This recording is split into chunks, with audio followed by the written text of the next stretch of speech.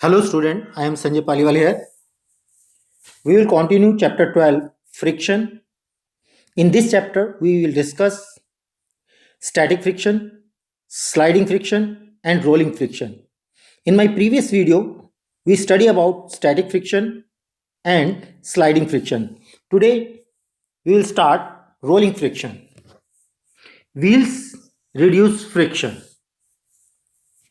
You must have seen attached attaches and other pieces of luggage fitted with roller. Even a child can pull such pieces of luggage. आपने इस type का luggage देखा होगा जिसके नीचे rollers लगे होते हैं, जिसे कोई भी बच्चा इसे आसानी से खींच सकता है. एक और एक्टिविटी देखेंगे. एक बुक है, बुक को टेबल के ऊपर 3 पेंसिल्स के ऊपर रखा हुआ है और इसे पुश किया जा रहा है जिससे ये आसानी से मूव करता है. तो ये पेंसिल्स जो हैं वो एक रोलर की तरह वर्क करती हैं जिससे ये आसानी से मूव करती है. When one body rolls over the surface of another body, the resistance to its motion is called rolling friction. जब कोई बॉडी किसी एक सरफेस के ऊपर कोई बॉडी रोल करती है किसी दूसरी बॉडी के ऊपर, तो वहां पर जो फ्रिक्शन होता है that is called the rolling friction. Rolling friction reduce friction. Rolling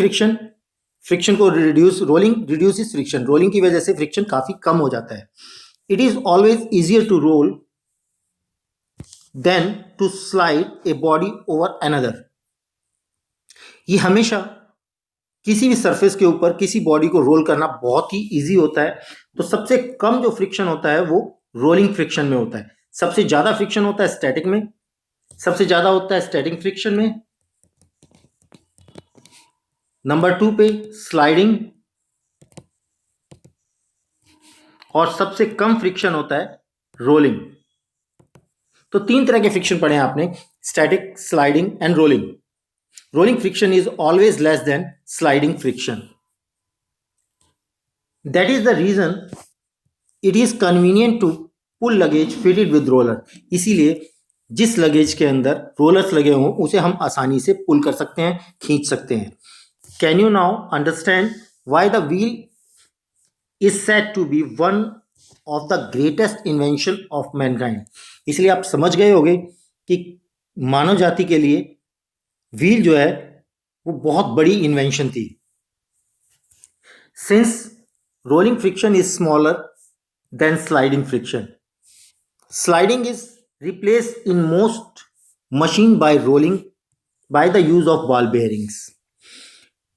rolling friction हमेशा स्लाइडिंग फ्रिक्शन से कम होता है, इसलिए रोलिंग को मशीन्स के अंदर स्लाइडिंग की को रिप्लेस करके उसकी जगह रोलर्स लगाए जाते हैं, मीन्स बॉल बेयरिंग का यूज किया जाता है.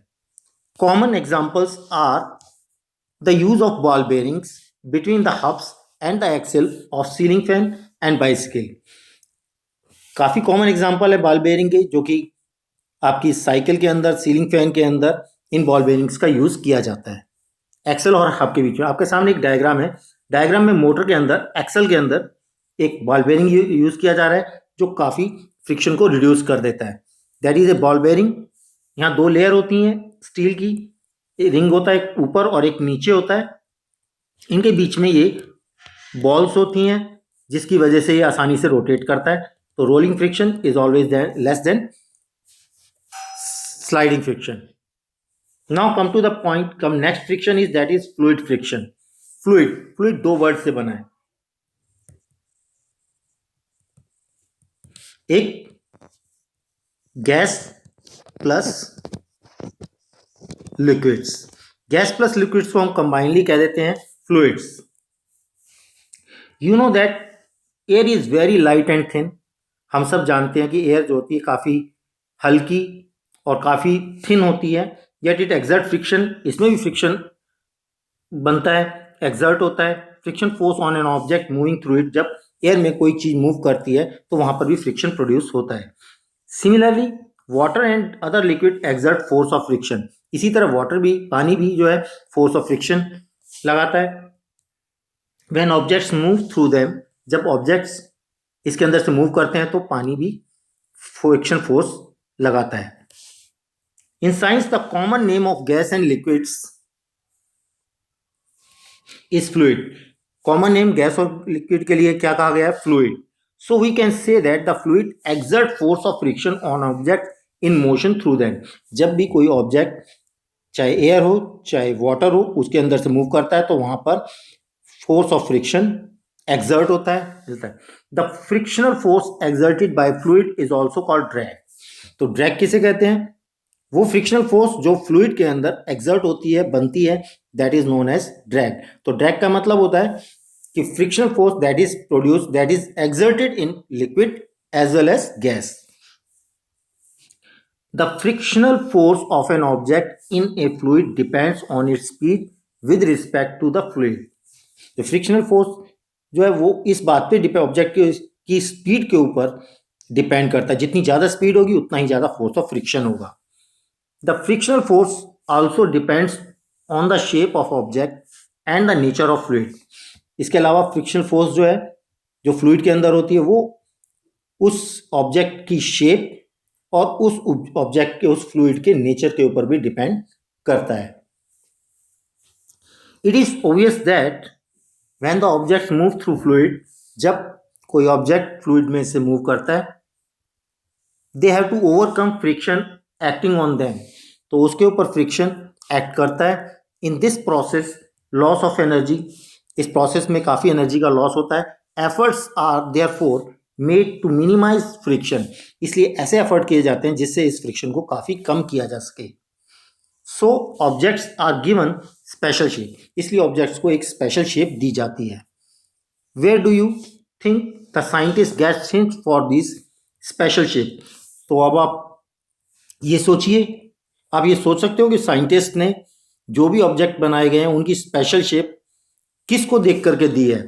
उन्होंने दी है वो नेचर से। Of course birds and fishes. देखो, बर्ड्स और फिशेस की जो शेप होती है वो एरोडायनेमिक होती है, स्ट्रीमलाइन बॉडी होती है, जिसकी वजह से वो पानी के अंदर आसानी से मूव कर सकती हैं और एयर में बर्ड्स मूव कर सकते हैं। Have to move about in fluids all the time, इसकी वजह से ही ये सारे पक्षी हवा में आसानी से उड़ सकते हैं और मछलियां पानी में आसानी से तैर पाती हैं। आपने देखा होगा जो फिश की जो शेप होती है वो कुछ इस टाइप से होती है, जैसे मैं बना रहा हूं।